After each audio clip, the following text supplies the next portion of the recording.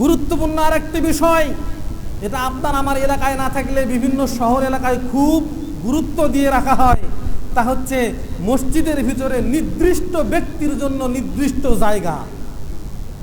বুঝতে পারেননি আমি?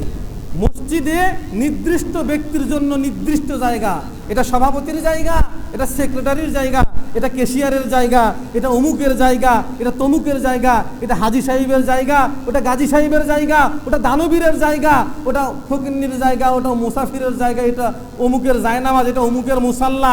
কারো মুসাল্লায় কেউ দাঁড়ায় না। উনি এখন পরে আসুক আর সামনে আসুক, পিছে আসুক। রাসূল বলেছেন, এমনও আছে অনেক নেতা ফেতারা আছে না, আসবে সবার শেষে আর বসবে সবার সামনের কাতারে। ও আসবে আর ইশারা মারবে। আর কিছু চেলা চামুন্ডা আছে না, নেতা তো পিছনে, উনি বলতেছে তার মানে আর একজন আসতেছে, তার জায়গা দিতে হবে, সাইড দাও। মানুষের ঘাড় ডেঙ্গিয়ে ডেঙ্গিয়ে আসছে। রাসূল সাল্লাল্লাহু আলাইহি ওয়াসাল্লাম এদের উপরে লানত করেছেন। লানত করেছেন কে? রাসূল সাল্লাল্লাহু আলাইহি ওয়াসাল্লাম। তুমি কিসের বাহাদুরি দেখাও? মসজিদে কোনো বাহাদুরি খাটবে না। মসজিদে বাহাদুরি খাটবে একমাত্র ইমামের।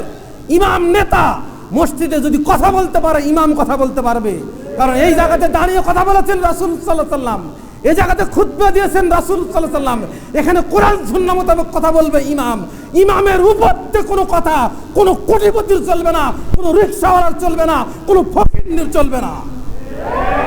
তোমার কথা বলতে হলে মসজিদের বাহিরে কথা বলতে হবে। মসজিদের বাহিরে দায়িত্ব ইমামের।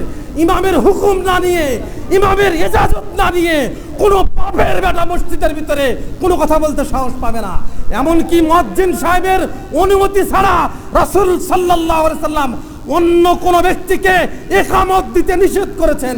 বিশ্বনবী বলেছেন, আজান দিয়েছে মুয়াজ্জিন, ইকামত দিবে মুয়াজ্জিন। মুয়াজ্জিন যদি বলে আর একজন ব্যক্তিকে ইকামত দিবে, তবে দিবে।